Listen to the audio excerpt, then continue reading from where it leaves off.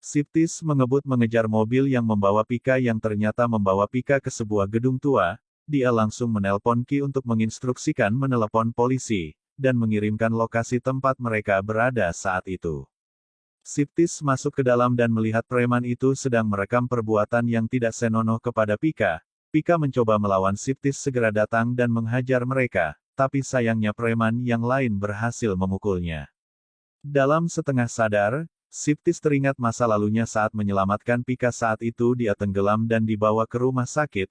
Pika menjenguknya dan meminta maaf karena telah menyebabkan masalah kepada Soptis, dan Siptis meminta maaf karena dia tidak bisa merawat Pika dengan baik. Dia lalu berjanji akan menjaga Pika selamanya. Dua preman itu masih melanjutkan kegiatan menjijikkan itu. Siptis menguatkan diri dia bangun dan kembali menghajar mereka. Siptis pun berhasil melumpuhkan dua preman itu. Ketika dia hendak mendekati Pika, tiba-tiba sebutir peluru menghadangnya. Mereka berdua menjadi kaget, ternyata itu adalah ulah Pita. Dia memerintahkan Siptis untuk tidak bergerak atau dia akan menembaknya. Siptis tidak peduli, dia ingin melepaskan Pika, dan Pita langsung menembak kakinya. Siptia pun bertanya kenapa Pita melukainya. Pita menjawab bahwa dialah yang paling terluka. Bukankah Siptis suka menghukum orang? Harusnya bajingan seperti Siptis yang harus dihukum lebih banyak.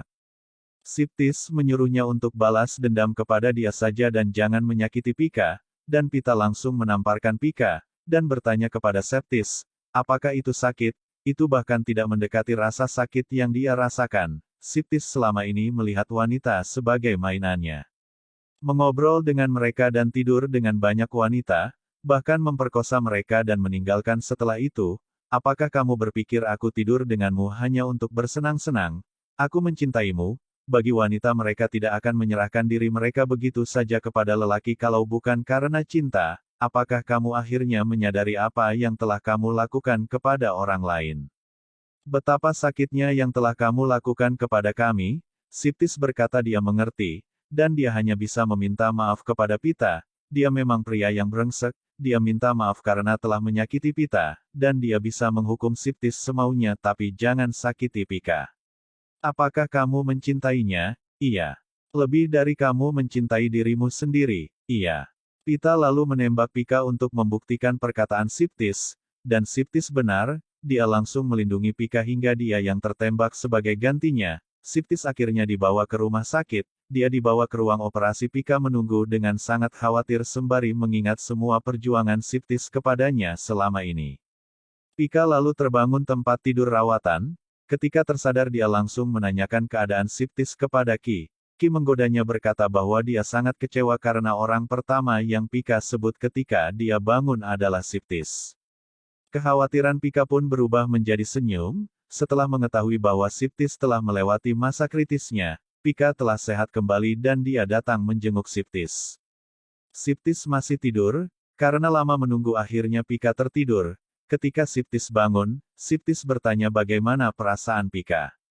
Tapi Pika hanya mencuekinya dan dia langsung keluar. Di luar dia bertemu dengan orang tua Siptis dan juga sangat khawatir kepada Pika. Ayah tiba-tiba punya ide untuk mendekatkan Pika kembali dengan Siptis. Dia pun berkata bahwa Siptis membutuhkan seorang perawat pribadi, berharap Pika bisa bersedia membantu mereka meski dengan tidak enak hati. Akhirnya Pika bersedia. Pika lalu mau pamitan untuk pergi ke pertanian guna merawat Siptis kepada ayahnya. Ayah malah memastikan, apakah dia membawa baju yang banyak soalnya melihat dari kondisi Siptis mungkin dia sembuhnya akan lama. Selain itu, Siptis sudah membuktikan kalau dia benar-benar serius kepada Pika, jadi apa salahnya kalau mereka balikan saja. Pernyataan ayah membuat Pika menjadi heran, kenapa beliau bisa tiba-tiba berkata seperti itu. Diperlihatkanlah flashback, ternyata sebelumnya Siptis setelah menelpon ayah. Ayah mengucapkan terima kasih kepada Siptis karena telah menyelamatkan anaknya, dan Siptis minta maaf karena dia telah menyakiti Pika. Selain itu apa yang dialaminya sekarang itu adalah hukuman untuknya karena telah banyak menyakiti orang. Dia sangat bersyukur. Akhirnya Pika baik-baik saja. Seandainya terjadi hal yang buruk kepada Pika, dia tidak bisa memaafkan dirinya sendiri. Ayah tidak mempermasalahkan itu. Dia berharap ke depannya Siptis bisa menjaga anaknya dengan lebih baik lagi.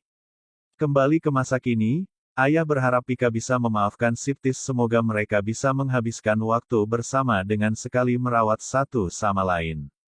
Pika akhirnya datang ke pertanian, tapi nampaknya Siptis masih sering menggodanya hingga membuat Pika sering kesal dibuatnya.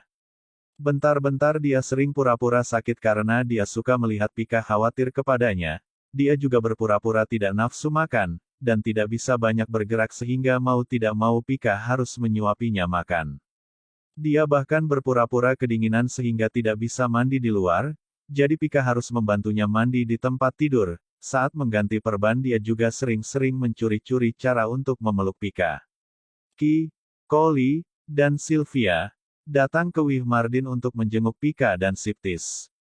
Malamnya Siptis dengan terlatih-tatih membawakan anggur untuk Pika. Dia bertanya kenapa Pika mau merawatnya. Dengan agak canggung, Pika menjawab karena dia merasa bersalah dan jawaban Pika itu membuat Siptis kecewa.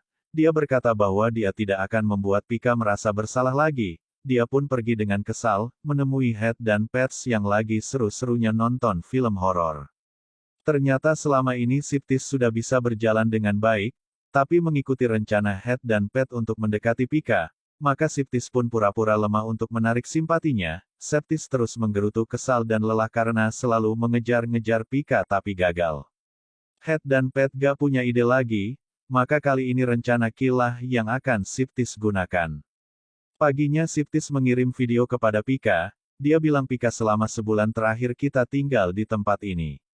Aku sangat senang dan rasanya seperti mimpi, terima kasih banyak telah menjagaku meskipun kamu melakukannya karena rasa bersalah.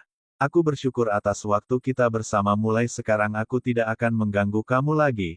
Tolong jaga dirimu baik-baik sekarang, karena aku tidak akan ada. Selamat tinggal gadis terbaikku. Mereka semua pun jadi khawatir dengan ucapan selamat tinggal yang diucapkan oleh Siptis barusan seolah Sips mau bunuh diri.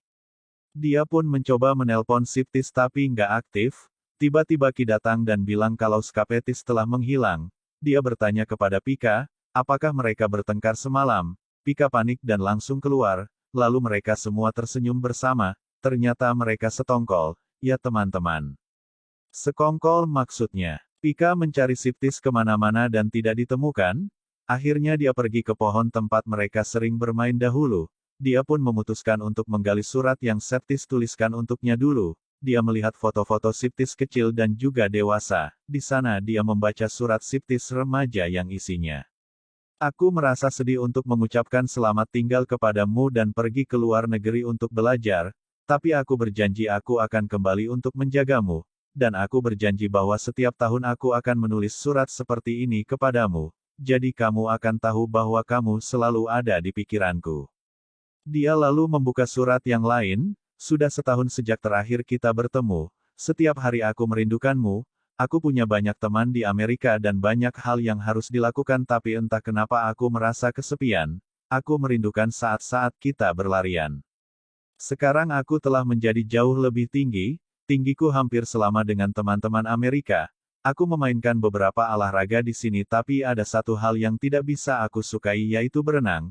Tapi aku diam-diam mendaftar pelajaran itu agar jika kamu terjatuh ke dalam air lain kali, aku bisa membantumu.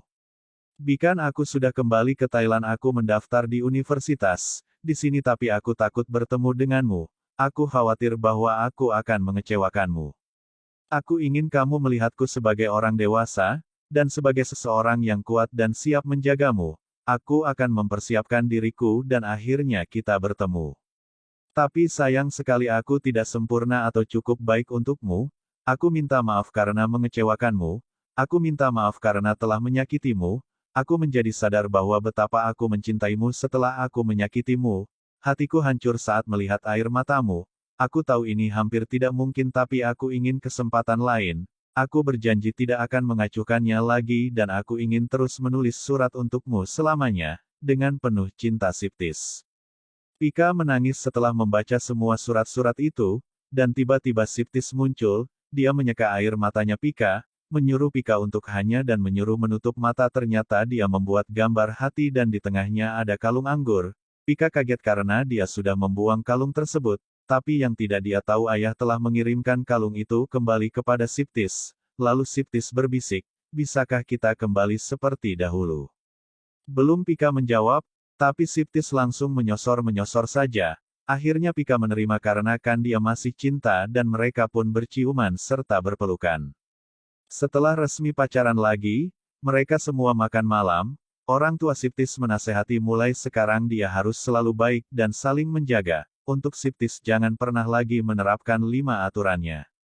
Karena hanya akan mempermalukan orang tuanya, besoknya Sylvia, Collie, dan Ki pamit pergi. Karena memeluk Ki sebagai perpisahan, Siptis menjadi kesal dan kembali menghukum Pika. Esoknya mereka foto-foto di Wilmardin. Siptis sangat protektif takut Pika akan jatuh. Dia lalu memberikan Pika payung sama seperti dulu pas dibuka ada kelopak bunga berjatuhan. Juga ada cincin yang terikat di tali dengan sangat terharu Siptis lalu melamar Pika, dan setelah Pika lulus mereka akan menikah.